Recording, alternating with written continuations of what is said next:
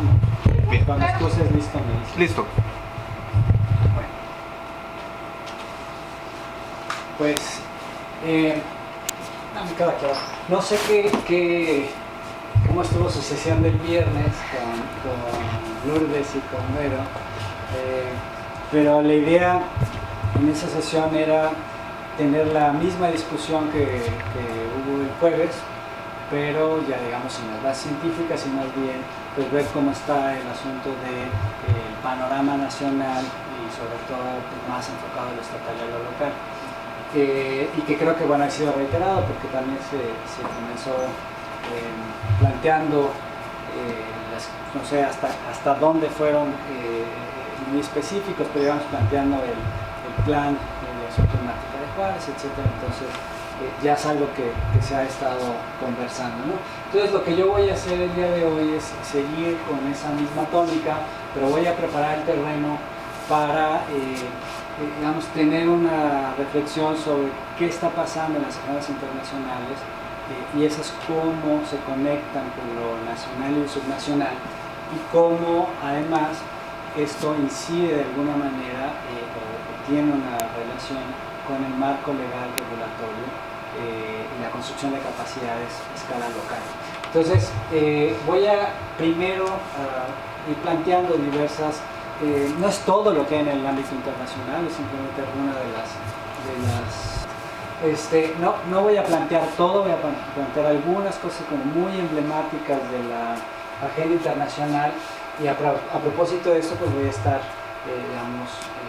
haciendo las conexiones con el tema del cambio climático, inevitablemente con el tema de la sostenibilidad, en parte con algunas cuestiones de resiliencia y luego bueno, vamos a ir discutiendo esto cómo se conecta con lo urbano y específicamente cómo se va a conectar con la conversación de Rosalía un poquito más adelante con el tema de lo legal, ¿no? Porque hay que instrumentarlo para poder ejecutarlo. Entonces, bueno, en el ámbito más genérico tenemos los dos agendas a nivel internacional, que son esta del marco de Sendai, que se vincula digamos, a la prevención en principio, no siempre la agenda en lo concreto incluye la prevención, pero el marco de Sendai, digamos, insiste en que hay que hacer prevención, gestión de desastre, gestión post-desastre, ¿no? Entonces hay varios objetivos ahí en el marco de Sendai y luego tenemos una serie de objetivos en el marco de los ODS. Estos son dos agendas y las dos se conectan con el tema de lo local. Bastante evidente en el caso del marco de Sendai, porque digamos en concreto en algún lugar aterrizan estos desastres, pero además porque el marco de Sendai ha estado trabajando, hay una cosa que le llaman el scorecard del marco de Sendai a escala urbana y entonces es una evaluación para las ciudades que se han propuesto para hacer esta evaluación que les permite, digamos, tener un diagnóstico del estado de vulnerabilidad que tiene ese asentamiento de cara a desastres, digamos, en su gran mayoría los asociados a cambio climático, pues los hidrometeorológicos extremos, y a partir de ahí pues hay una gran conexión entre el marco de Sendai y los ODS y el Acuerdo de París, ¿no? Porque hay vasos comunicantes. En el caso evidentemente en el caso del Acuerdo de París tiene que ver con el asunto de las emisiones, la continua emisión de gas de efecto invernadero y con esto pues el incremento de los eventos hidrometeorológicos extremos y otros impactos asociados al cambio climático, digamos de cosas que ya existen pero que se han ido agudizando con el tiempo, ¿no? Y eso que vimos en el jueves con la ciencia básica del cambio climático y esta digamos agudización, recurrencia o extensión, dependiendo de qué estamos hablando, de estos fenómenos, ¿no? Sequías, lluvias intensas, huracanes, etc. En el caso de los ODS, ¿no? Es la Agenda 2030, esta agenda de alguna manera, digamos, sustituye dos agendas que venían caminando en paralelo, que debieron de haber sido coordinadas desde el principio, pero no se hizo, que es la Agenda 21, ¿no? Que nace en la década de los 90, digamos, como resultado de las conversaciones en torno a la necesidad de promover una agenda mundial de sostenibilidad, que viene, digamos, desde la conformación de PNUMA, la elaboración bueno, primero del informe Brundtland, la conformación del PNUMA, digamos, una articulación y se empieza a cuajar el programa Naciones Unidas en una década, y en esa década, una vez ya relativamente sólido, convoca a la Cumbre de la Tierra, y como resultado de la Cumbre de la Tierra viene entonces la Agenda 21, ¿no? Que es ya ahora sí la agenda con el plan, los programas específicos y un financiamiento de la mano para empujar distintas cosas, digamos, que se presentaron como importantes en la Agenda 21. Y del 90, digamos, yo pensaría que la Agenda 21 prácticamente colapsa a principios de la primera década del siglo, ¿no? De las últimas reuniones así, digamos, de balance y que todavía estaban dando resultados y demás, en 2002, 2001, por ahí, y ya después se desinfló. Y en realidad se desinfla porque viene, pues, la nueva agenda que eventualmente desemboca en los ODS, ¿no?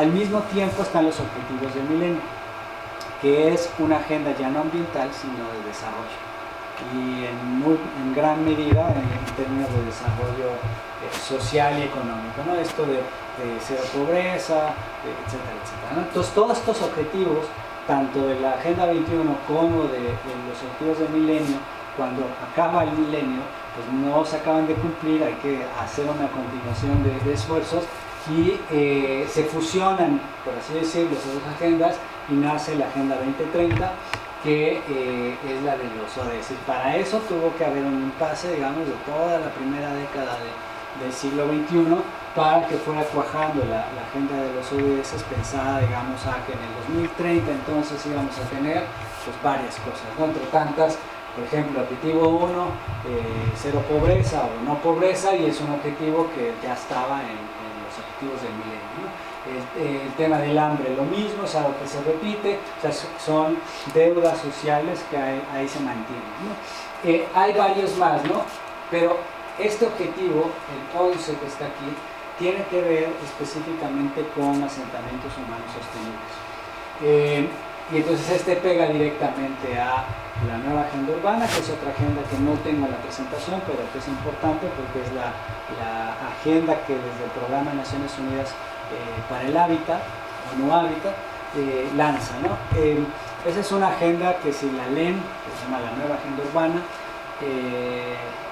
yo diría que es una muy buena carta a Santa Cruz, ¿no? Viene todo lo que se puedan imaginar de adjetivos para una buena ciudad. Incluso muy manejados en cierto sentido un poco flojos, porque hay adjetivos que para algunos pues se tienen de una manera, para otros de otra, y hay calificativos que aplican más, por ejemplo, a los gobiernos de la zona andina, ¿no? Cuando estaba ese fue el momento, digamos,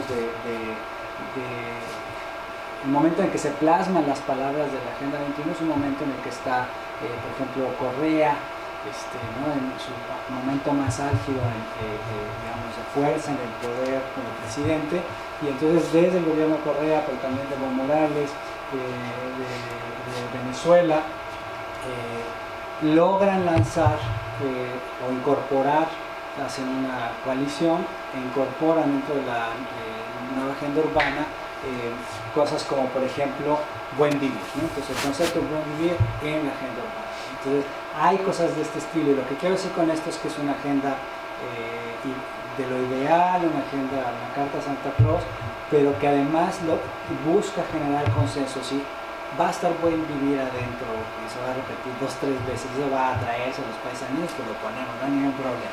Entonces esa es la nueva agenda urbana, realmente es como un pronunciamiento político, y a partir de ahí pues se define una serie de planes y acciones concretas. Entonces, este objetivo 11 se vincula justamente con la nueva agenda urbana, con obviamente el Acuerdo de París, aunque el Acuerdo de París tiene su propio objetivo, si lo queremos ver así, que es el 13, ¿no? Es el de cambio climático, pero debido a que las ciudades y la población urbana, siendo la mayor parte de la población mundial, etc., y como los asentamientos urbanos, como vimos en la sesión del jueves, contribuyen en buena medida con gases de efecto invernadero, pero también con consumo de energía y materiales, entonces pues juega un papel importante el objetivo 11, digamos, en esta conexión con el Acuerdo de París, y sin duda con este de acá, porque si queremos asentamientos sostenibles y resilientes, pues entonces hay una conexión entre el objetivo 11 y el marco de Sendai. Hay otra agenda que tampoco puse, que es la Convención de Diversidad Biológica. Esa agenda, si se acuerdan, el jueves hablamos mucho de los informes del IPCC, ¿no? Del Panel Intergubernamental de Cambio Climático, y que digamos esta evolución del tema del urbano desde el cuarto informe a la fecha, etcétera, bueno, qué es lo que dice la ciencia básica y demás. Bueno, la Convención de Diversidad Biológica tiene un panel muy similar que se llama IPBES, son las siglas IPBES, y es el panel también intergubernamental de biodiversidad, ¿no? Y entonces ese panel ha generado también reportes muy parecidos a los del IPCC. Apenas, si no mal recuerdo, van en el segundo reporte, habían sacado reporte continental o regiones continentales, y entonces esa agenda de la Convención de Diversidad Biológica en los últimos años, de hecho tiene un año y fracción, se firmó un acuerdo en el que se busca que las ciudades sean actores importantes en, digamos, en la agenda, en el ejercicio de la conservación de la biodiversidad. Y ese acuerdo significa que en la serie de acciones que propone la agenda de la convención, en este caso de biodiversidad, las ciudades empiecen a tener un rol fundamental en la conservación y preservación de zonas de valor ambiental, de biodiversidad periurbana e intraurbana, ¿no? Entonces algo que de repente creemos es que en la ciudad no vive fauna, flora, etcétera, y sí la hay, y muchas veces hasta hay organismos endémicos. Entonces, ¿cómo podemos también poner atención a esa parte de o sea, lo que llamamos ecología urbana desde la dimensión tal vez más biológica, ¿no? Entonces, eso es lo que conecta múltiples agendas, ¿no? Entonces, estamos viendo agendas específicas para la gestión de riesgos, estamos viendo agendas de hábitat, ¿no? Digamos, para garantizar techo y demás a la población.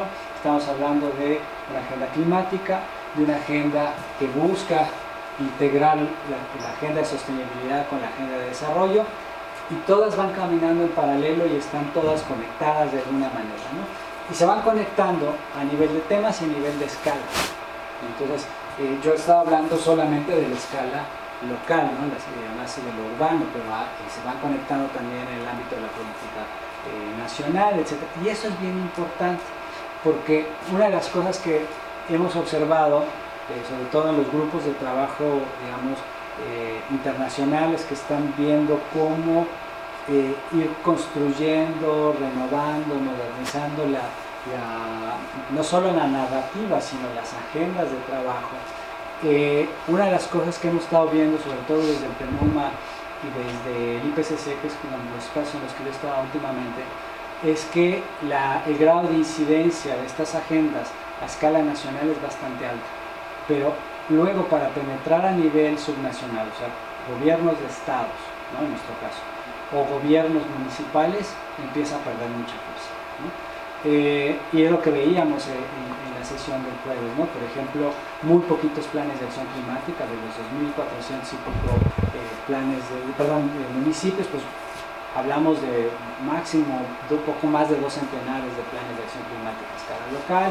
Entonces no está permeando lo suficiente, y tiene que ver con muchas cosas. Tiene que ver con hay una mayor comunicación de estas instituciones internacionales, sobre todo muchas Naciones Unidas, con los gobiernos nacionales.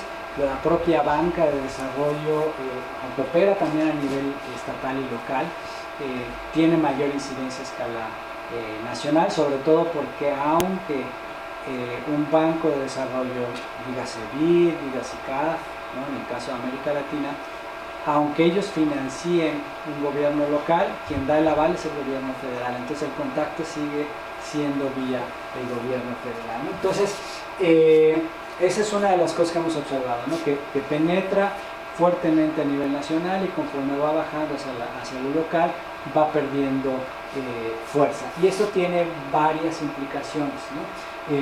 Primero es que yo diría que las bondades de las agendas internacionales no siempre llegan a lo local y eso limita que los gobiernos locales se puedan empoderar, ¿no? Sobre todo si no hay capacidades, si no hay conocimiento de los tomadores de decisiones.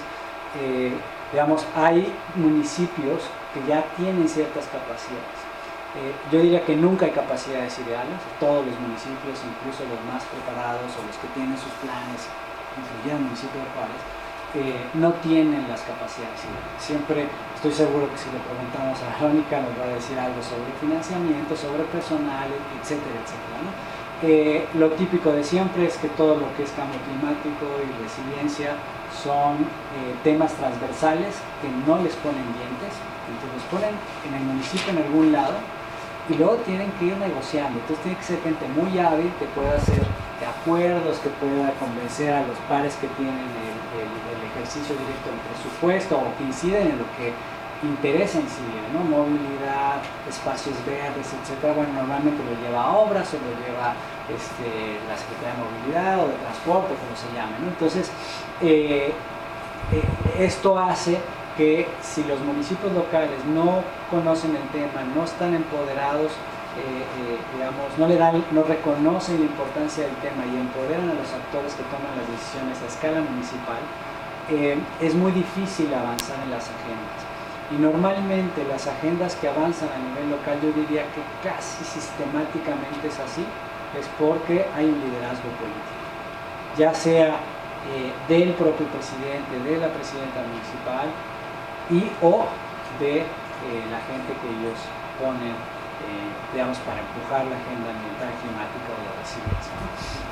La de resiliencia es más limitada, eso sí hay que reconocerlo, y eso es una de las cosas que yo creo que es una estrellita para el municipio de Juárez. No hay municipios que tengan una agenda de resiliencia en el país, hay muy poquitos, muy poquitos. Yo diría que tal vez a nivel estatal solamente la Ciudad de México, a nivel de municipios hay algunos cuantos y luego han tenido sus historias, ¿no? de que vienen con fuerza, se desinflan, cambian los gobiernos y cambia la perspectiva o se duerme, digamos, la agenda de resiliencia y luego hay que esperar a que la vuelvan a retomar. Entonces todo eso hace que, digamos, que repensemos el papel que tienen las agendas internacionales. Las agendas internacionales pueden, si llegan a lo local, pueden empoderar a los gobiernos, a la propia población, y eso también es algo bien importante. Si la población no exige política de este estilo, yo me acuerdo cuando hablamos con un municipio de la Ciudad de México, me decían, es que yo como encargada de lo medioambiental voy y les propongo 1000 cosas y la gente no le interesa, la gente quiere el árbol en el parque y se acabó. Y les propongo algo más complejo y no es algo que interese ni presionan para que les pongan cámaras, les pongan patrullas, les contaba el juego, ¿no? Y entonces cuando la gente presiona por otro lado es muy difícil que gobiernos locales que quieren empujar esa agenda lo logren, porque hasta parece que van en contra de lo que quiere la población local, ¿no? La población local quiere otras cosas, quieren internet gratis en las parques, en las plazas públicas, pero si la plaza pública está bien cuidada, está verde, tiene infraestructura, filtración, etc., eso ya es secundario. Entonces, creo que esas agendas internacionales, cuando bajan a lo local, pueden tener ese potencial. Ahora, uno de los problemas, y ahora va la contralectura, de las agendas internacionales que están pensadas usualmente desde un marco de referencia de los países ricos, ¿no? O sea, quienes participan ahí usualmente son académicos, consultores, etcétera, en su gran mayoría de Estados Unidos, de Europa, etc. Y están pensando en otros contextos. No es que las agendas estén mal, pero cómo, o usualmente no es así, pero cómo traducirlas a una agenda de acción que funcione en nuestros contextos, con nuestro marco cultural, digamos, nuestras prácticas cotidianas, ¿no? Las características de nuestras ciudades, por lo menos en México, pues muy llenas de informalidad, de pobreza, de marginación, etc. Entonces es muy difícil implementar acciones que en otros lugares pueden funcionar, pero aquí no, por todas estas razones. Incluso muchas veces hasta por cuestión de seguridad, pues la arquitectura de las acciones ahí está, suena bien, pero no es viable en contextos de alta inseguridad, ¿no? Entonces, bueno, eso es la contralectura. La contralectura es esas agendas internacionales cuando llegan a los gobiernos nacionales y subnacionales, si los políticos tomadores de decisiones no conocen el tema, absorben la agenda tal cual, no la problematizan. Y eso yo creo que ha sido un gran problema, y sobre todo porque hemos perdido fuerza en esta capa de asesores. Y eso es más o menos. Siempre ha habido una capa de, digamos, un grupo de asesores para senadores, para diputados, federales, también para los locales. Hay un presupuesto para eso. Fue un presupuesto que se vio muy reducido y muy controlado con el nuevo gobierno, por el tema digamos, de los principios de la austeridad republicana, la corrupción, que eso es cierto. O sea, antes se podían gastar mucho dinero, pues lo metían a los cuartos, no hay que realmente sabía. Y ahora hay un presupuesto más reducido, pero es tan reducido, esa es mi opinión personal, que me parece que no siempre logran contratar a los mejores asesores, ¿no? O sea, en algún momento hubo esa posibilidad de que algunos colegas entraran a ese espacio de asesoría y les pagaban menos de lo que ya ganaban. Entonces pues, decían, no, pues no, ¿cómo? Y entonces acaban contratando más bien digamos, a recién egresados, bastante jóvenes, no necesariamente con experiencia, y el problema no es la juventud, sino la falta de experiencia, y no solo la falta de experiencia en el tema, sino la falta de experiencia también en cómo funcionan estos espacios de toma de decisión en sus distintas escalas. Entonces, los tomadores de decisiones, ya sean parlamentarios o a nivel de gobierno federal, cuando en sí mismos no son personas que saben del tema, les caen estas agendas internacionales y si les suena bien, pues esto va, o simplemente porque son agendas internacionales van. Pero problematizar, por ejemplo, el tema de hay que densificar los espacios urbanos con un criterio que aparece en 20.000 reportes, ¿no? Desde el IPCC hasta la nueva agenda urbana, no se hace, ¿no? Termino nada más esto. Entonces, por ejemplo, hay una guía que generó SEDATU, ¿no? Que es la guía más reciente para el desarrollo de programas digamos, de desarrollo sostenible, son programas de desarrollo urbano sostenible a nivel municipal.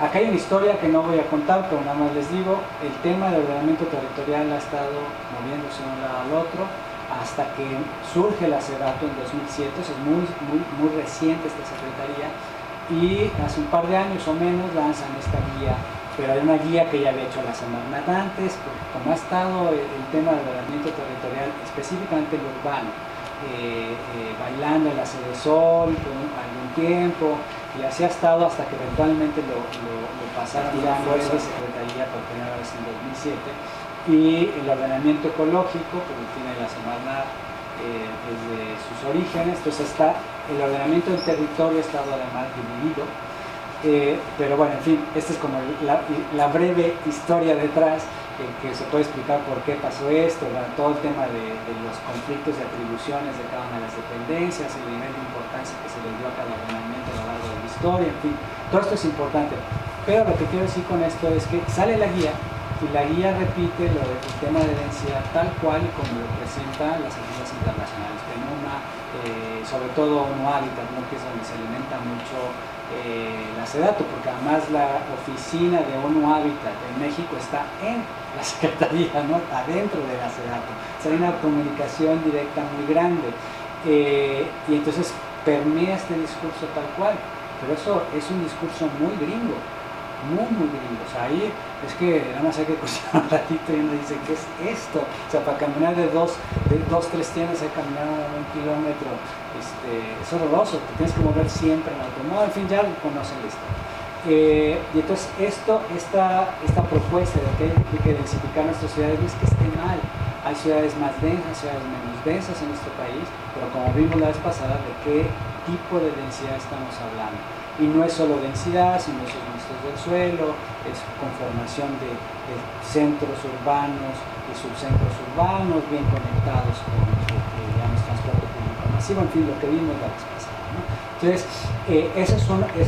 con eso termino y te doy la palabra, esa es la contralectura, o sea, están estas agendas internacionales que pueden incidir positivamente en distintas escalas, pero pueden permear sin procesamiento de lo que significa para nuestro país, qué es lo que hay que cambiar, qué es lo que hay que ajustar, y no se hace, ¿no? Y al no hacerse, entonces tienen o pueden tener un efecto indeseable, que se empieza a repetir lo que se dice desde afuera, y luego lo peor que sucede es que permea la narrativa, pero luego los gobiernos a escala federal o subnacional se quedan en la narrativa y luego no lo traducen en agendas de acción, las agendas de acción se quedan muy cortitas, ¿no? En lo que baja el discurso, se construye la narrativa del propio gobierno, etcétera, ya les quedan 2 años o menos de gobierno y ya no alcanzan a implementarlo, ¿no? Entonces todo esto es la complejidad y lo bueno y lo malo de tener estas agendas internacionales.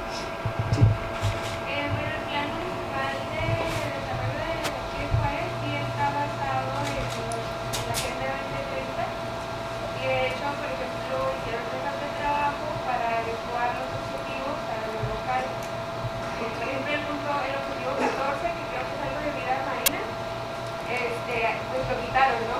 Porque aquí obviamente no.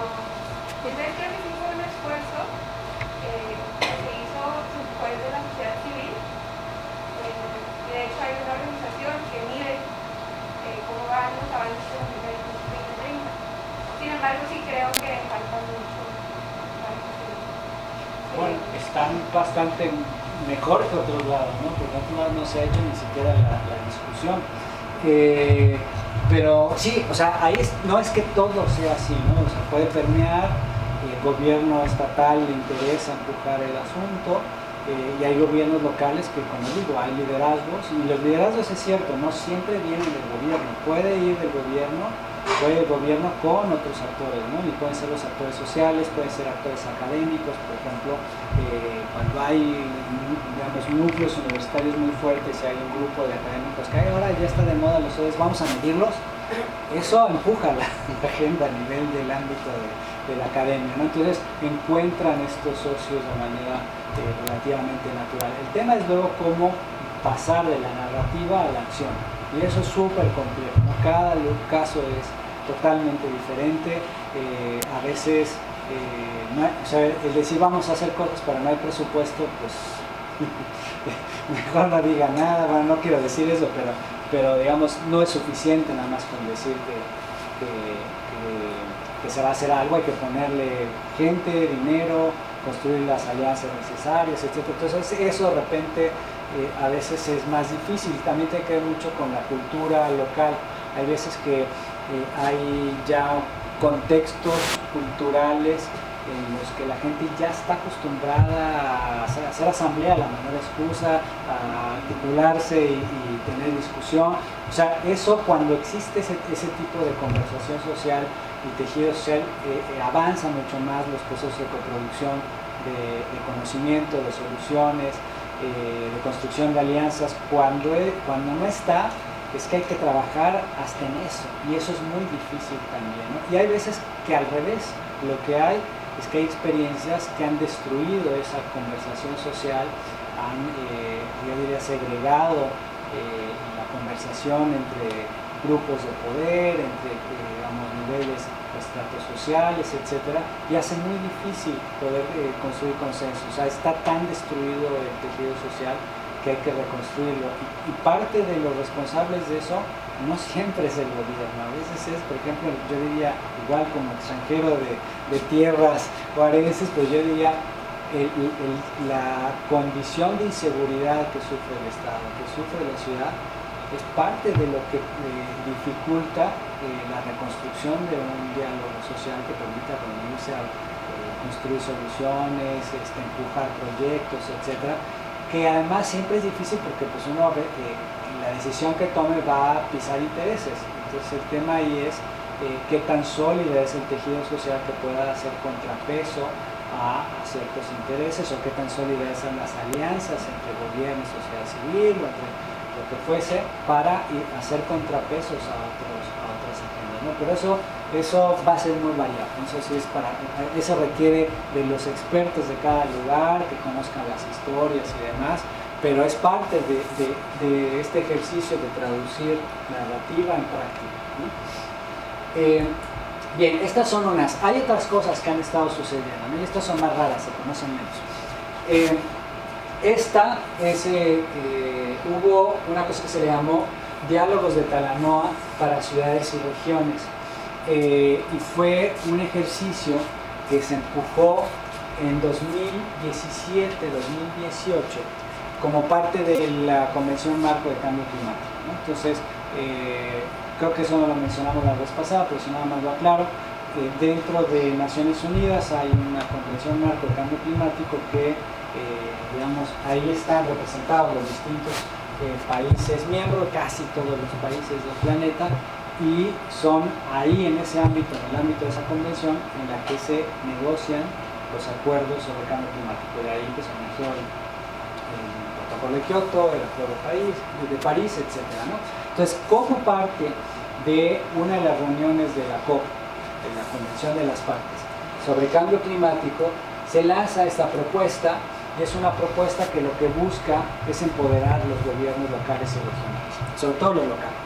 Y el ejercicio es tan simple como convocar a que se hicieran talleres, se hicieran reuniones en las que se trabajara, se reflexionara dónde estamos en el tema climático, cuál es la situación actual, por ejemplo, de Juárez en el tema del cambio climático, cómo le afecta, cómo son los modelos, hay una información, un poco lo que hablamos la vez pasada. ¿Hacia dónde queremos ir? Es la segunda pregunta, ¿no? Y entonces, bueno, pensar qué es lo que no queremos que le suceda a Juárez en los próximos años, o cómo, y además que eso, qué queremos que le suceda a la ciudad. Y por último, la última pregunta es hacia dónde, cómo hacemos para llegar ahí, y que tiene que ver con esto que ya venía hablando de la conexión entre la narrativa de hacia dónde queremos ir, este imaginario de lo deseable, y cómo lo hacemos realidad, ¿no? Con qué capacidades, con qué presupuesto, etcétera, etcétera. Y entonces ese fue el ejercicio que se hizo, y se hizo sobre todo porque ya se había visto, a propósito de la firma de la Acuerdo de París, se vio que muchas de las propuestas que estaban siendo puestas, pues se estaban poniendo sobre la mesa para hacer frente al cambio climático como parte de las nuevas aproximaciones, digamos, de acción de la Acuerdo de París, porque hubo un cambio de compromisos relativamente, digamos, claros, nunca fueron vinculantes, pero había compromisos de reducción de gas de efecto invernadero. En la Acuerdo de París todo se hace bajo estas propuestas que se llaman contribuciones nacionales determinadas. Y esas son propuestas que los gobiernos hacen y dicen, bueno, vamos a hacer en estos años tales cosas con nuestro presupuesto. Y podríamos hacer estas otras si nos ayudan con dinero, si nos dan, si transfieren tecnología, etc. Y esas son contribuciones nacionales determinadas que están condicionadas, ¿no? Que son condicionadas y no condicionadas, que son con presupuesto propio. Entonces lo que se veía es que lo que estaban proponiendo a escala local no alcanzaba para digamos, no pasar este piso y techo de 1.5-2 grados centígrados, y que además los gobiernos locales estaban proponiendo muy poquito en el marco de la conversación a nivel federal, que tiene que ver con esta parte de comunicación además. Y entonces se veía, yo me acuerdo que en el momento en que hicieron las primeras contribuciones nacionales, revisamos todas las contribuciones nacionales de América Latina, lo urbano, lo local, escasamente se mencionaba. México, que tenía fuerza, digamos, o todavía tiene fuerza en el discurso del cambio climático y tal, no había nada de lo local en el texto que estaban proponiendo, ¿no? Ahora ya, pero en el primerito no había. Increíblemente, por ejemplo, Venezuela, que era un texto larguísimo, me acuerdo, 40, 50 páginas y mucho discurso pues, político, con esta narrativa política de lo bolivariano, no sé qué, tenía mucho detalle sobre lo local, ¿no? Entonces, digamos, era políticamente muy bien trabajado, pero además tenía lo local, ¿no? No estoy festejando ni tomando postura, siempre estoy diciendo cómo un gobierno con todo este discurso y parafernalia, digamos, de la libertad bolivariana y el socialismo del siglo XXI y no sé qué, tuvo el cuidado de meter lo local, y México se le pasó de largo, pero a México y al 80-90% de los países de América Latina, ¿no? Y cuando se metía de manera, digamos, más en el sentido sectorial, ¿no? Algún sector, transporte, y entonces asumía que ya transporte era parte de lo local, pero el transporte son carreteras hasta la calle, ¿no? de secundaria de una ciudad. Entonces, bueno, como se dan cuenta que había que, digamos, hacer mucho más presente lo local en las propuestas de las contribuciones nacionales determinadas, se hace este ejercicio para que los gobiernos, los actores sociales, políticos, que ya dije, y del sector privado pudieran darse esta oportunidad de reunirse, conversar, atender estas tres preguntas: ¿dónde estamos? ¿Hacia dónde queremos ir? ¿Cómo llegamos a esa meta? Para poder empujar ideas, empoderar a la gente, etcétera, etcétera. Bueno, hay todo un reporte sobre esto de qué pasó, cuántos países participaron, con cuántas mesas. México hubo dos. Una, si no mal recuerdo, en Monterrey, otra que nosotros hicimos en México, en la UNAM, y este es el informe que hicimos a propósito de ese taller. Fue un informe que hicimos junto con ICLEI, y fue una cosa bien interesante porque, aunque lo hicimos en la Ciudad de México, tuvimos gente invitada de ICLEI, digamos regional, pero también la que lleva ICLEI Alemania estuvo aquí, que digamos con la presidencia de ICLEI. Tuvimos gente del IPCC, del Pacto Global de Alcaldes, hubo gente de otros lados, de otros países, y luego tuvimos tomadores de decisiones de distintos lados. O sea, tenemos de Saltillo, del Estado de México, de Puebla, ya no me acuerdo, pero habrá varios estados. Si ustedes lo revisan, lo pueden buscar en internet, lo pueden descargar, y viene como la lista de los que participaron. Pero fue un ejercicio interesante, y ahí, digamos, entre tantas cosas, pues se plantearon algunas propuestas, ¿no? Si ustedes lo revisan, ya al final hay, no recuerdo si eran 30 propuestas, o súper concretas de lo que se necesitaba hacer, ¿no? Entonces se detectaron 5 temas centrales y una serie de propuestas, ¿no? Entonces, por ejemplo, estos son simplemente ejemplos de lo que se dice ahí, ¿no? Con el tema de transición energética, bueno, una serie de cuestiones. Incluye desde la energía eléctrica, térmica y toda la asociada al transporte de combustibles líquidos, ¿no? Y cómo pensar el reto en torno a esto. Todo el asunto de planeación y gestión del territorio,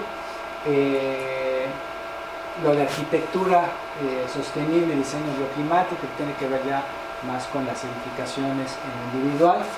Y no su articulación, digamos, entre ellas, que sería más bien planeación y gestión del territorio. Hubo toda una discusión sobre reservas territoriales urbanas para planear el futuro de las ciudades, hacia dónde se quieren que crezcan, a qué ritmo. Hay unas experiencias muy bonitas en Barcelona, digamos, para ser muy breve. Barcelona lo que tiene es que tiene el mar enfrente, las montañas atrás, y tiende a crecer hacia los lados. Entonces lo que hizo el gobierno de Barcelona fue comprar pedazos de tierras a los dos extremos y bloqueó el crecimiento. Entonces, usted quiere construir, pues sí, pero no hay tierras. Quiere comprar tierras baratas, especuladores urbanos, pues van a tener que hacerlas separadas del espacio construido donde no hay servicios. Y donde yo, gobierno, no le voy a llevar el agua ni le voy a llevar nada. Entonces no puede usted crecer. Si quiere, densifique. y cuando yo quiera, entonces voy a liberar el terreno o la serie de terrenos en donde yo quiera que crezca con una serie de normas. Entonces usted puede construir, pero con estas normas y no a lo que ya ese terreno que era de bajo costo, etcétera, y que aprovechan las especuladoras, pues ya no es tan, digamos, ya no es tanto negocio, puedes frenar un poquito la especulación urbana, que es lo que digamos, a veces es una presión muy fuerte, ¿no? Incluso aquí, ¿no? Hay varios casos que me han comentado igual de especulación urbana en zonas donde no debería de construirse, etcétera. Bueno, los intereses inmobiliarios son tremendos, ¿no? Y el último tiene que ver con presupuesto climático a escala urbana, ¿no? Que es una experiencia que empezó en Oslo y que ha estado siendo replicada por muchas ciudades. Es una cosa bien interesante porque todos los municipios tienen su presupuesto para todo. Y entonces no es sustituir el presupuesto que tiene el municipio, sino es acompañar ese presupuesto de metas climáticas. Entonces cada entidad de gobierno tiene que tener alguna meta climática y se hacen por porcentajes de emisiones.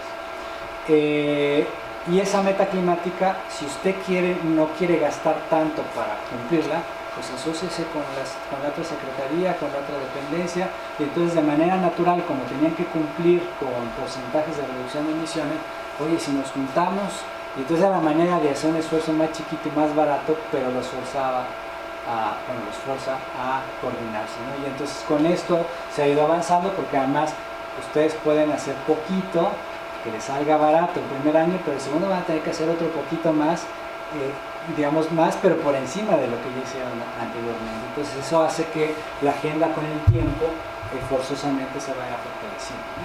Y ha sido algo que les ha funcionado. Entonces no es hacer un presupuesto alternativo ni nada, sino es como tener mucha claridad del presupuesto convencional, cuánto de eso está asociado a medidas de reducción bueno, ya no se ve nada por el enfoque, pero no importa, la última tiene que ver con financiamiento y aseguramiento, que son cosas que ya se están haciendo. Por ejemplo, Querétaro tiene un seguro, no es el gran seguro, pero todos los que pagan el primer mes, ¿no? En enero su predial, tienen un seguro por inundaciones e incendios de 50,000 pesos. Es una cosita de nada. Digamos, a mucha gente no le resuelve el daño, pero es un mecanismo que está ahí, que podría mejorarse de alguna manera y que además no tiene el resto de municipios del estado, no solamente lo tiene el municipio de Querétaro. Bien, estos son lo que les decía, ¿no? El resumen de este diálogo de Talanoa son 5 aspectos clave, que son estos 5 que tienen aquí, y 28 acciones puntuales. Parte de esas 28 acciones son las que les ejemplifiqué con lo anterior, pero estos son como los temas, los grandes temas importantes según nosotros para el tema de cambio climático en ciudades, ¿no? El tema de la informalidad, la planeación integral de largo plazo, que implica pasar por la discusión, que ya algo les podrá decir Rosalía, sobre el asunto del ordenamiento territorial ecológico por un lado, el ordenamiento urbano por el otro, que les decía más el jueves, lo hacen a escalas diferentes, entonces es muy difícil saber dónde está la frontera de uno y del otro, y entonces cuando eso es el punto conflictivo, como es el caso de la Ciudad de México, entonces digamos, se vuelve un mecanismo que ayuda a liberarse de responsabilidades cuando es justo en la interfase entre suelo urbanizado y suelo de conservación donde está el grueso de problemas o una buena parte de los problemas ambientales. Otro de los ejes importantes tiene que ver con la construcción de puentes entre gobierno, academia, sector privado, y en ese sentido este curso, que esperemos que luego se repita y sea mucho más movido y demás, y no solo aquí sino en otros municipios, porque esa era la idea original, o sea, que este fuese un proyecto piloto que pudiera ayudar a generar cursos parecidos en otros lados, porque ayuda a generar estos puentes entre academia, gobierno, sociedad civil, y ahí digamos, actor, como interlocutor, además muy importante, son los medios, ¿no? Porque ayudan a movilizar la información de los actores. El tema de reconocer que la academia debe estimular un diálogo para fomentar el avance de soluciones informadas. Tiene que ver con que sí hay un papel particular de la academia, ¿no? Digamos, tomar decisiones basadas en ciencia es importante. Y bueno, es todo un reto también, porque hay muchos enfoques, hay muchas maneras de atender un problema desde la ciencia, y entonces, bueno, encontrar cuáles son los actores académicos, los enfoques más adecuados, eso es un reto de la propia academia, pero que además debe de no enclaustrarse en las universidades, sino construir estos diálogos, ¿no? Entonces, eso de repente no lo vemos siempre, o vemos que permean dinámicas institucionales de las propias universidades, de los propios académicos, de sus esquemas de evaluación. Y entonces, por ejemplo, pues, un curso de esta naturaleza para el CONACYT no le importa mucho, ¿no?, en términos de nuestra evaluación, pero le debería importar, porque se trata de periodismo científico, de comunicación y de la ciencia, y no es algo que esté reconocido ahí, ¿no? Son cosas que tendrían que ir cambiando. Y lo último tiene que ver con el conocimiento local, es fundamental, ¿no? Estas cosas que yo les decía, estamos aquí con un montón de gusto, pero los actores locales, la academia local, las comunidades locales son muy importantes, y el conocimiento que tienen es fundamental.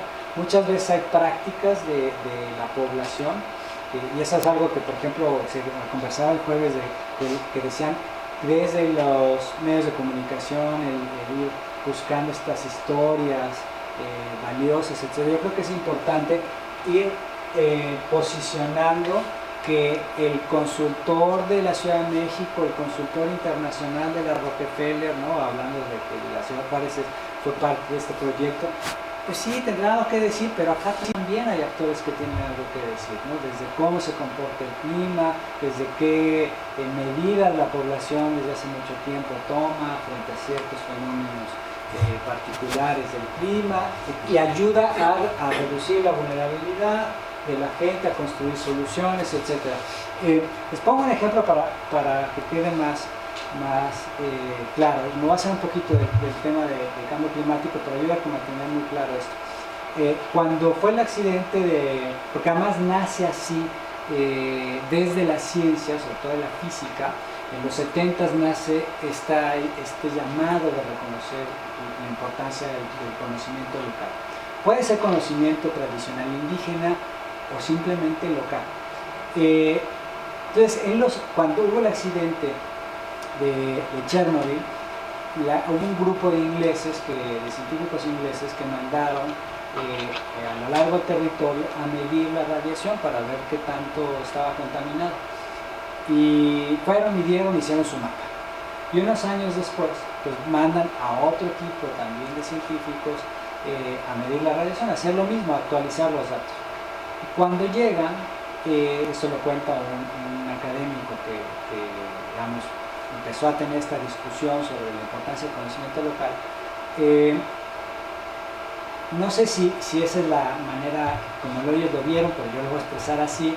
Menos arrogantes, llegaron, trataron de tener una conversación con la gente local, más abiertos, y la gente local en algún momento pues les pregunta que qué hacen, ¿no? Porque la vez pasada han venido, hicieron su chamba y se fueron, no interactuar. Y le dicen, no, pues estamos midiendo radiación. ¿Qué es eso? No, pues, contaminación nuclear, ¿no? ¿Qué demonios es eso? Y eso cómo se mueve, ¿no? Pues se dispersó con el aire. ¿En qué época del año? Los científicos, que le importa, ¿no? ¿Qué época del año fue la contaminación? Entonces ya le preguntan por qué eso es importante. Porque fíjese que en esta época del año todo el viento que entra por allá lleva todo para allá, y en la otra época del año lo lleva exactamente al otro lado. Y entonces era un conocimiento súper local, que no tenías que ser físico nuclear, vivías ahí, sabías cómo se comportaba. Y entonces los científicos dicen, ¿en dónde midieron los otros? Que habían medido en el lugar exactamente equivocado. Entonces midieron el otro lado, no había radiación, reportan que no hay radiación, y ahora van estos con un conocimiento local no iban a resolver el tema de cuánta contaminación había, pero un dato tan importante que van al otro lugar y resulta que ahí está la radiación. Entonces, ahí es cuando dicen, bueno, ¿hasta dónde los científicos realmente lo pueden saber todo? Y esta interacción entre conocimiento local y ciencia es muy importante. De hecho, esto se ve mucho en la meteorología. El meteorólogo pues, analiza las imágenes de satélite, de radar y todo eso, pero necesita conocimiento a ras del piso de cómo se está comportando algún fenómeno que estén siguiendo. Bueno, y eso y además a veces es muy complicado. Yo me acuerdo que en Quito hablaba con un experto en cambio climático y me decía es que hablar aquí predecir el clima, ¿no? el del día, el tiempo pues, ¿no? Como veíamos predecir el tiempo es imposible. Es decir, tú puedes predecir que va a llover y no va a llover, o puedes predecir que va a llover pero depende de qué cuadra. Y entonces ya cuando yo estaba ahí era cierto, era una cosa alucinante. Uno veía la cuadra y ahí estaba el rayo del sol, terminaba la cuadra y era pura lluvia. Es que es esto. Y era a ese nivel, microclimas tan chiquititos en el largo de la ciudad que podía estar lloviendo, podía estar nublado, podría estar soleado en la misma ciudad al mismo tiempo. Por eso los estadounidenses tienen el cargo honorario, por así decirlo, de observador certificado, que es cualquier ciudadano que está reportando para ir ajustando los... Sí, exactamente, los modelos. Muy bien. Bueno, entonces, eso es... se apagó, ¿verdad? Sí. Bueno, entonces voy a ir avanzando, quedan 20 minutitos más. Ese fue uno de los ejercicios que se hicieron, ¿no? El de diálogo mexicano-italiano. Y si a alguien le interesa, pues les puedo mandar el reporte que se hace global, que en realidad no es un reporte, es un capítulo de un libro que escribió la presidenta de Carbon, que es el grupo digamos, ante la Convención Marco, que mide las emisiones de gases de efecto invernadero a escala local y que es parte del JEI. Entonces es un poco enredado, pero sí que... y entonces publica este capítulo que es como el diagnóstico de todo lo que se hizo. Entonces quien le interese igual se lo puedo compartir. Después sucedieron otras cosas. En 2017 el IPCC ya tenía 3 años de haber terminado su quinto informe. Se termina en 2014, el volumen 2 y 3. El 1 lo habían publicado a finales de 2013. Y tan temprano como 2016 empiezan las conversaciones internas para, digamos, argumentar que era importante reposicionar el tema del urbano, que había tenido éxito el capítulo de mitigación, que había sido el primero en el grupo 3, que el trabajo, digamos, de adaptación pues ya era una cosa sólida, que venía desde el reporte 4, entonces que había que hacer reposicionar. Y entonces se decide, como les explicaba el jueves, lanzar un reporte específico sobre ciudades y cambio climático, que lo vamos a ver en los próximos años. Yo creo que a finales de este año se tiene que armar el grupo y empezar a trabajar para su publicación, yo diría, digamos, lo que queda de más 2 años, por ahí del 25, tiene que salir ese reporte, o tendría que salir. Y de cara a esta decisión que toma la Convención Marco de generar un reporte especial sobre cambio climático, se decide, bueno, aquí hay otras acciones, ¿no? Se decide crear un grupo que originalmente se llamó IPCC Ciudades, que ya no existe, pero así se llamó al principio, Cities IPCC, se llama en inglés, ¿no? Y fue un grupo que aglutinó un montón de organismos internacionales, desde ONU Habitat, PNUMA, ICLEI, hay uno que se llama Future Earth, C40, que también es de una red de ciudades, en fin, varios de estos, y un grupo de académicos de distintas regiones que conformaron este grupo, comité científico y comité institucional o ejecutivo de una cosa que iba a ser un grupo de trabajo para organizar un evento, una gran conferencia, de la cual se pudiera construir una agenda de investigación y acción sobre el cambio climático y ciudades. De cara a que esa agenda empezara a operar a partir de, eso se hizo en 2018, empezó a operar desde ese momento hasta el momento en el que se conformara este grupo de trabajo para el reporte internacional sobre ciudades y cambio climático. O sea, desde 2018 hasta este año, digamos, ¿no? Y entonces se creó este grupo, que les decía se llamó IPCC Ciudades, y publicaron esta agenda está en inglés, en versión larga y está en versión chiquita, en un montón de idiomas, incluyendo español.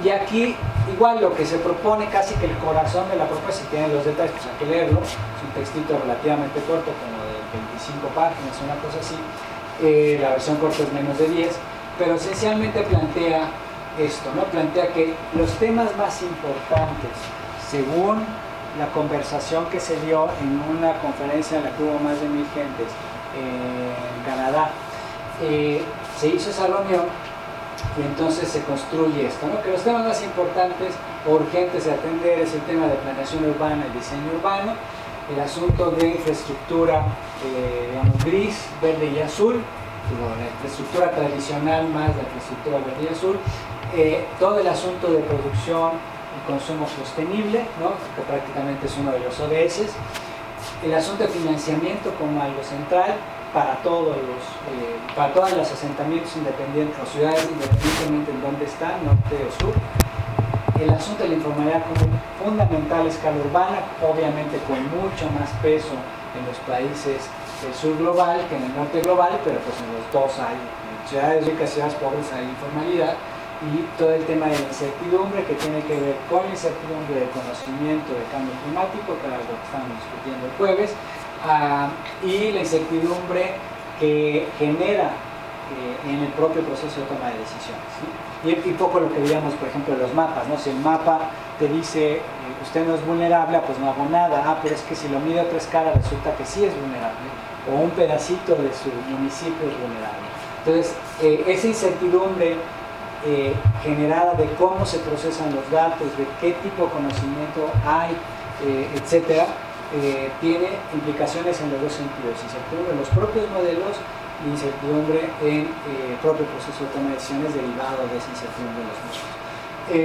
Esos temas fueron los que se consideran importantes. Estamos en 2018 y se dice que como temas transversales están estos en el círculo naranja, ¿no?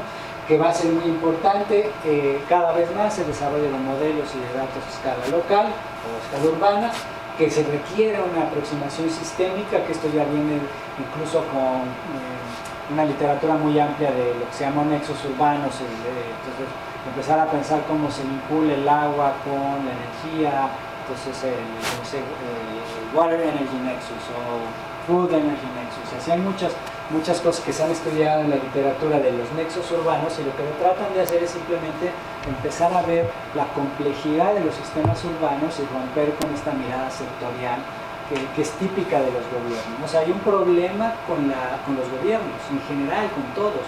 Hay una institucionalidad que opera por sectores, entonces el del agua piensa en tubos, el de transporte piensa en calles, y yo les cuento, en mi colonia que se les ocurrió pues, que iban a pavimentar, ¿no? Entonces el de obras decide que en su agenda va a pavimentar tales calles, y salen y pavimentan las calles, dejaron divinas, pero a SACMEX, que es la de agua, se le ocurrió que iba a cambiar unos tubos de agua y se le ocurrió hacerlo después, y lo hicieron a los 2 meses.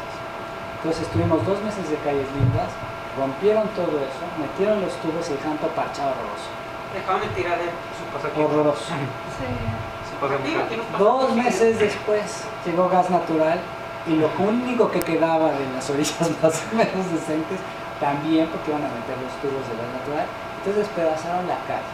Entonces, eso que nos pasó a nosotros en la Ciudad de México, le pasa a casi todos los gobiernos locales, y es terrible, no se ponen de acuerdo. O sea, ¿qué le costaba primero al de agua y al de gas hacer eso? Acabarse la calle que ya necesitaba cambio, y luego la ¿no? Entonces, bueno, hay desde cosas y hasta cosas todavía peores. Por ejemplo, están los que dan permisos de construcción, las construcciones se acaba el pavimento, los camiones se las acaban. Entonces hay una alcaldía, que es un municipio, que se renovó en el gobierno anterior, en el sexenio anterior, se renovó más o menos como el 60%, una locura. O sea, fue renovación, tiraban casas, construían edificios, una locura, una especulación urbana brutal. Se rehizo todo ese municipio, es un municipio 98% urbano, el resto son parques y jardines, o sea, no hay más. Y en ese proceso se acabaron las calles. ¿Y qué es lo que hicieron? Nada. Dejaron las calles asientos ahora. Si ustedes miran los datos de la Benito Juárez, a mí me encanta porque uno ve los datos de desarrollo humano y es la Suiza de México, ¿no? Tiene indicadores como de la Suiza, con las calles que las peores calles de Juárez están mejor que las de otras. Es una cosa impresionante, ¿no? Y es un municipio que tiene un montón de dinero, es un municipio históricamente gobernado por el PAN, le meten mucho dinero a cámaras, a seguridad, a no sé qué, con las calles destruidas. ¿Por qué? Porque lo que hicieron fue que encarpetaron las calles, entregaron un montón de permisos para la construcción y no pensaron que eso les iba a acabar las calles. Y entonces, con la salida del gobierno anterior, pues ya no había lana para encarpetar. Y todo lo que recibieron de permisos de obra, etcétera, pues quizás que se lo gastaron, pero en calles ya no. Entonces, otra vez, falta de coordinación. A nivel federal es lo mismo, ¿eh? O sea, por ejemplo, permisos para extracción minera no están coordinados con disponibilidad de agua.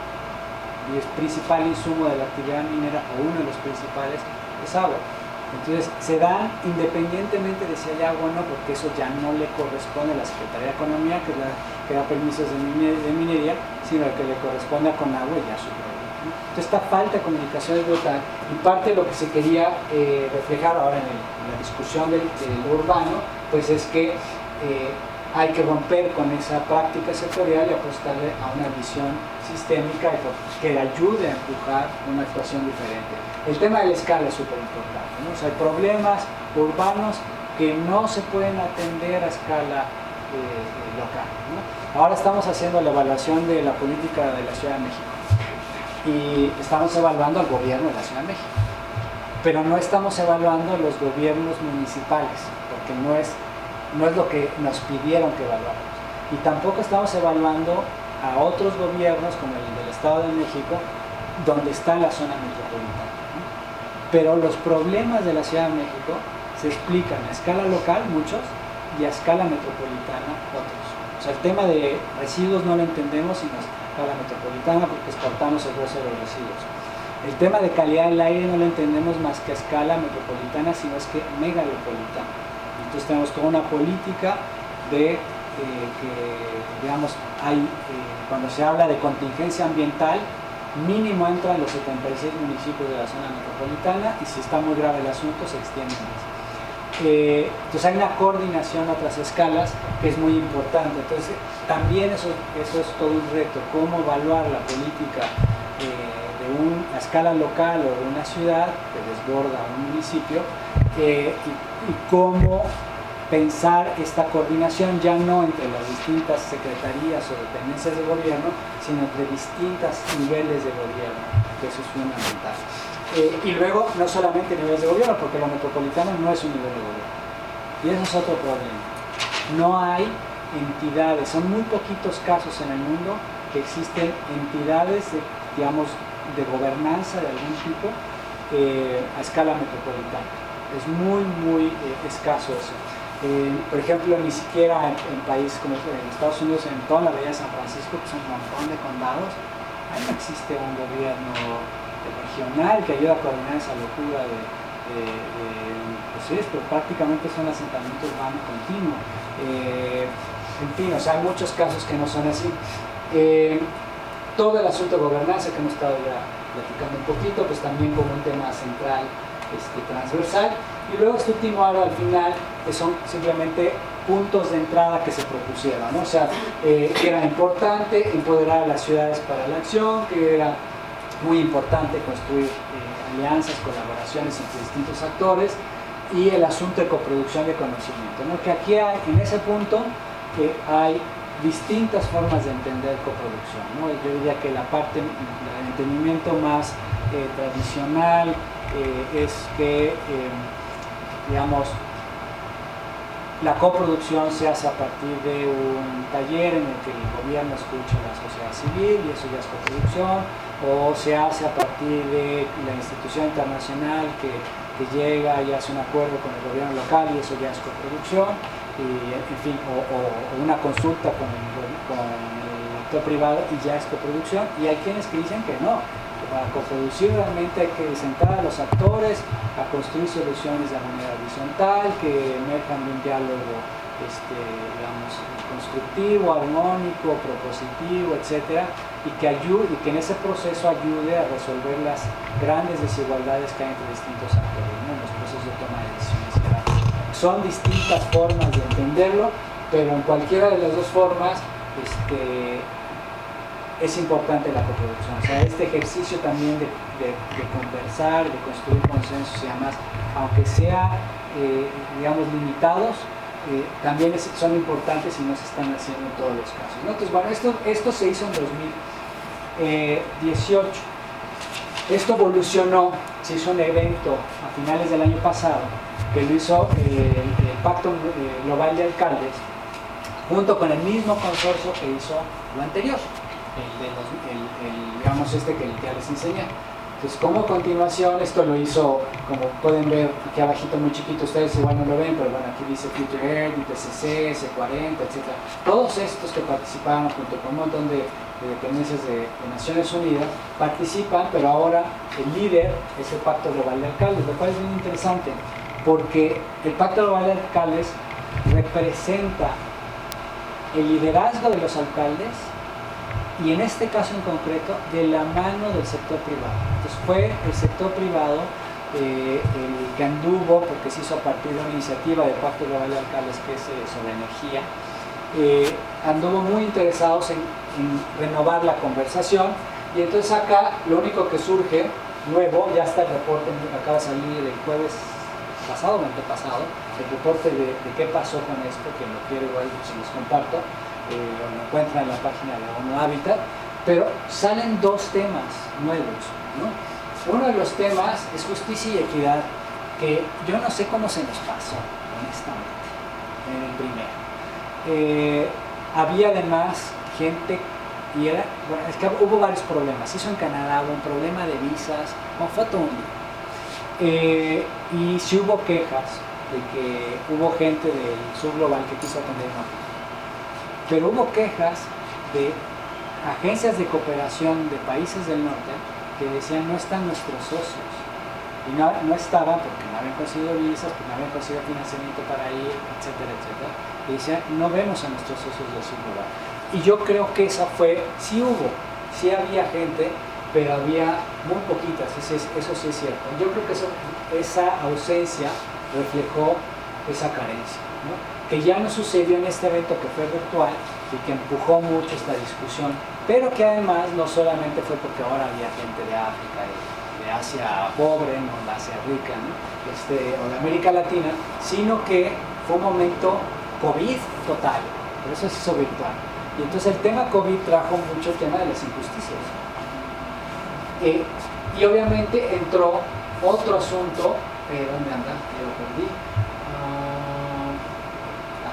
Que no le puse el circulito, pero salud, ¿no? Que no lo teníamos en la anterior, y el tema de digitalización, todo es COVID, ¿no? La digitalización empujada por COVID, el tema de salud puesto en el centro de la discusión por COVID, y el tema de justicia y equidad, que era algo que tenía que haber estado en el reporte anterior, acá ya no se sabe, ¿no? Entonces, bueno, es otra vez lo mismo, y parte que para qué sirven estas agendas le está diciendo la academia, y no solo la academia, sino todos los actores participantes, por dónde hay que seguir estudiando, por dónde hay que construir historias, por dónde hay que conseguir datos, sistematizar datos, etcétera, etcétera.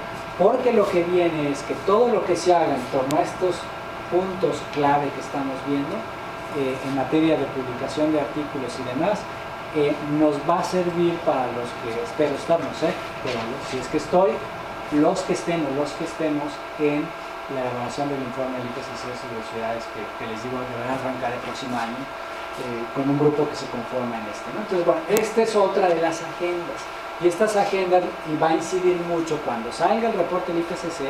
Es otra vez el IPCC diciéndole ya no a los gobiernos federales solamente, sino a los gobiernos locales: mire, esto es lo que hay en ciudades, esto es lo que se debería de hacer. Entonces viene la agenda, ahora sí que van a tirar línea, por decirlo de manera popular, a los gobiernos federales y locales por donde va o debería de ir la movida en distintos contextos, en distintas ciudades, por tamaños, por localización, por condición socioeconómica, etc., ¿no? Otra de las cosas que se ha estado planteando es el asunto ha tenido mucha fuerza un concepto nuevo, o relativamente nuevo más bien, que habla de la necesidad de transformar la ciudad, ¿no? Entonces habla de la transformación urbana. Entonces, diciendo que la manera en la que hemos construido las ciudades, digamos, por lo menos desde la segunda mitad del siglo XX para acá, hacia una forma inadecuada, y que tenemos que cambiar la forma en las que pensamos, imaginamos, planeamos, por tanto, las ciudades, esta visión abstracta de las ciudades, la forma en las que gestionamos las ciudades y la forma en las que renovamos las ciudades, cómo vamos, digamos, demoliendo, qué cosas ponemos en lugar de lo que había, etc. Entonces, que hay que cambiar de manera radical el asunto.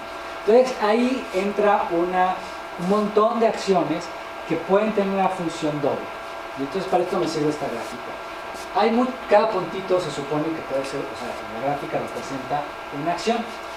Hay muchas acciones que pueden ser positivas, pero su impacto es muy de corto plazo y no necesariamente abona a que se transforme la ciudad realmente. En cambio, hay otras que van a ser mucho más importantes, que son estas verdes, que en inglés le llamamos stepping stones, ¿no? Estas piedritas como que ponen para los jardines, ir pisando una a la otra, no pisar el jardín, el pasto, perdón. Las pensamos así, y son como las grandes acciones que ayudan a empujar la transformación urbana. No significa que estas otras no contribuyan, pero sí significa que si solo implementamos estas, probablemente regresemos a un nuevo estado de business as usual, ¿no? de las prácticas usuales. Les pongo un ejemplo. Todo el proceso de electrificación del parque vehicular está bien, pero no resuelve el asunto. Hay un problema de movilidad basado en el automóvil privado que es lo insostenible, porque promueve un uso expansivo del suelo, porque es un consumo brutal de llantas, de metales, minerales para la construcción de estos automóviles, de energía que ahora podría ser eventualmente renovable si se produce la energía eléctrica con sol o con otras fuentes, pero no cambia radicalmente el paradigma de la movilidad. O sea, puede seguir siendo el automóvil privado electrificado el principal medio de transporte.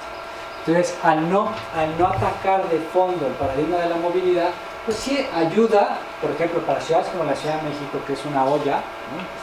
Es un valle rodeado de montañas, el que los coches no emitan las emisiones ahí y que la pueda emitir una planta de electricidad afuera, bueno, nos libera un problemón de calidad del aire. Pero no significa que nos resuelva el problema del paradigma de la movilidad. Para eso tendríamos que hacer otras cosas, ¿no? Ciclovías, mejores banquetas, en fin, pues son muchas cosas. Usos mixtos del suelo, una distribución distinta de las fuentes de empleo, en fin, ¿no? Entonces, bajo esta idea de la importancia de promover estos cambios ya estructurales de fondo, de la forma en la que planeamos, gestionamos y renovamos las ciudades, nace una agenda para la transformación urbana. Entonces, la primera agenda, diría yo, institucional, más o menos articulada, etcétera, viene de PENUMA con ONU Habitat. Esto es una publicación que sacamos el año pasado con ONU Habitat y PENUMA. Luego ONU Habitat va a hacer otro reporte solo de ellos, pero pensando en esta transformación urbana y salud, ¿no? Muy al calor de lo de COVID. Pero aquí lo que van a encontrar en el capítulo 4, hay varios capítulos, pero en el capítulo 4 van a encontrar una descripción de cómo imaginaríamos esa transformación urbana. O sea, ¿qué es eso de la transformación urbana? ¿Qué características tiene? ¿Qué tipo de soluciones estamos pensando para los distintos temas, etcétera? Entonces ahí está la discusión grande. Y luego en el capítulo 5 viene una reflexión de ejemplos de cómo ya hay ciertas cosas que están en curso en algunos lugares, que están abonando a esta ruta de transformación urbana. No necesariamente es que se esté logrando o que en conjunto ya eso significa transformación urbana. Lo que creemos es que hasta ahora hay acciones dispersas, incompletas, etcétera. No hay todavía un ejemplo de alguna ciudad que esté implementando todas las acciones en conjunto, que uno diría, esa es la práctica que va a llevar a la transformación urbana. Hasta ahora no. O sea, ni siquiera ciudades como Copenhague o estas que se venden como las ciudades verdes, sostenibles, etcétera, no, todavía no. Pero sí tienen muchas prácticas valiosas, ¿no? Entonces, aquí esencialmente lo que se plantea son tres grandes dimensiones. Una para la transformación urbana, una que tiene que ver con, digamos, con reducción del consumo de energía y materiales, con un uso más eficiente de los recursos y con una reducción de la generación de residuos. Y eso se traduce también en prácticas de economía circular, ¿no? Una dimensión 2 que tiene que ver con la forma y la estructura urbana, que se traduce con buena planeación urbana, usos de suelo, etcétera, etcétera, como lo que ya vimos más a detalle el jueves. Y la última que tiene que ver con el asunto de comportamientos individuales, colectivos e institucionales, ¿no? Hay que cambiar las prácticas individuales, hay que cambiar las prácticas colectivas, hay cosas que no se pueden solucionar a nivel individual. O sea, esta idea de que yo me hago responsable ambiental y climáticamente y ya con eso se resuelve todo el problema, no, se resuelve un pedazo del problema, sobre todo si somos muchos haciéndolo, pero hay cosas que yo no decido. La gran infraestructura, el tipo de tratamiento de agua, el tipo de transporte, eso lo decide los gobiernos a nombre de la colectividad, etcétera. Entonces eso es otro nivel en el que se tiene que trabajar y toda la parte institucional, que es muy importante. O sea, por ejemplo, una de las cosas que lo primerito que deben hacer las instituciones es implementar compras verdes. Lo primero, ¿no? Es un problema, y a veces el problema no viene de las instituciones, o sea, no viene de la Secretaría de Medio Ambiente, de la Dirección de Medio Ambiente o lo que fuese, viene de los administradores. Se lo digo porque eso pasó en la UNAM. La UNAM tiene un proceso de revolución administrativa para poder implementar compras verdes, pero al principio es, mire usted no va a comprar platos de material reciclable y no de unicel, no, porque mire, el de unicel me sale 5 veces más barato y mi política administrativa es compre lo más barato. Entonces yo no puedo violentar mi instrucción porque usted quiere comprar algo más caro. ¿Eso así lo ven los administrativos? Entonces tienen que tener la instrucción de compre sostenible lo más barato. Entonces te dicen, ahora sí. O cosas, por ejemplo, alguna universidad de este país, no voy a decir cuál, no es esta, pues sí, alguna universidad, el sindicato de trabajadores dijo que no iban a reciclar basura, porque su contrato no decía que tenían que reciclar basura, sino decía que tenían que recoger basura.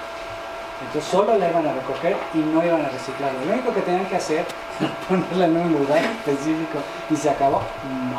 Entonces hay muchas veces el tema no solamente pasa por quererlo hacer, sino que hay trabas institucionales para avanzar, ¿no? Bueno, entonces son estas tres dimensiones, así muy sintéticamente, que luego quien quiera bajarlo, pueden bajar este texto libremente, que se llama Geo for Cities.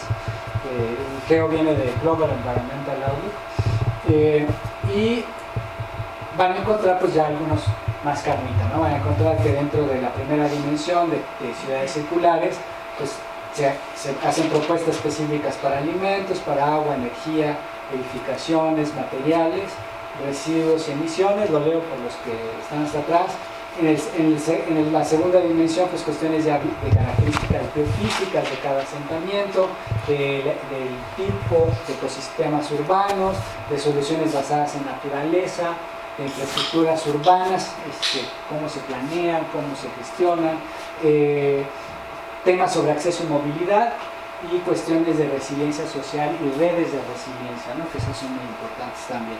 Y una tercera dimensión, que ya se les describí previamente, que la denominamos inclusión social y justicia en ciudades, que tiene distintos componentes, pero ahí, digamos, tiene sí cuestiones de justicia ambiental, de participación y gobernanza, etcétera, pero hay dos elementos que me parecen importantes. No solamente, por un lado, se está viendo el tema de justicia socioambiental, sí, de la mano de la participación, pero por el otro lado está viendo la justicia, digamos, que desborda la visión antropocéntrica. Y entonces se habla de justicia multiespecie, ¿no? Entonces, ¿cuál es el derecho que tienen otras especies en las ciudades, en las zonas urbanas y perurbanas de vivir? Hay un montón de literatura sobre esto, ¿no? Y esta es la conexión de esta propuesta con la Convención de Diversidad Biológica que les hablaba al principio, ¿no? Hay literatura que habla de ciudades multiespecies, hay literatura que habla de ciudades que hablan de un derecho a la ciudad más que humano, ese es otro de los conceptos que se está utilizando. En fin, hay varias lecturas.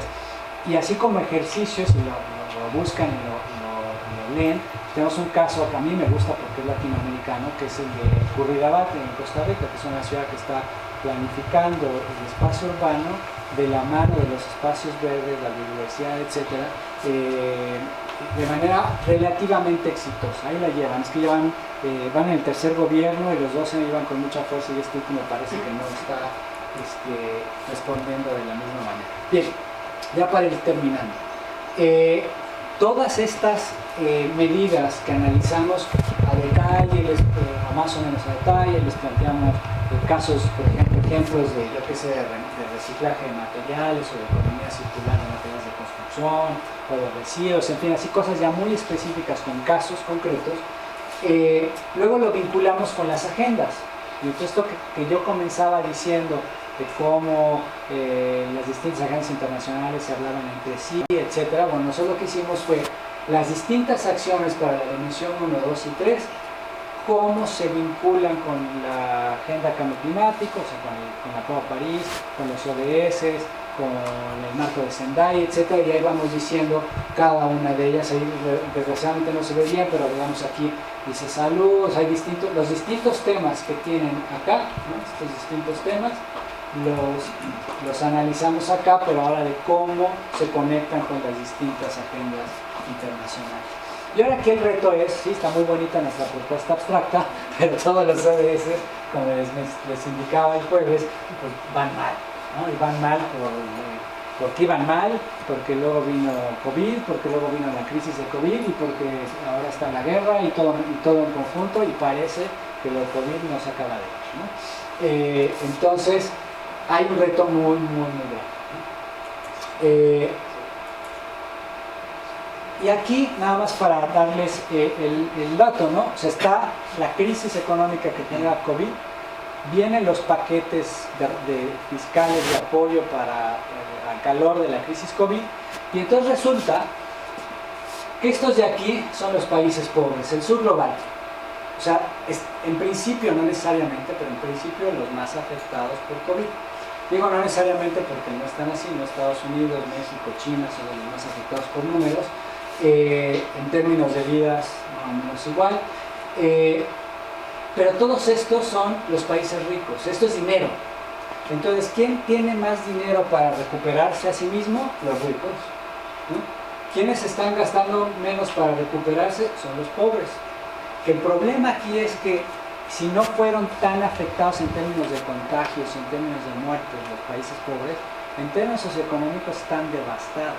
O sea, la crisis económica, la caída del PIB, en fin, hay muchos parámetros que se pueden mencionar, no se están recuperando. América Latina tal vez es de los más afectados en términos de pobreza.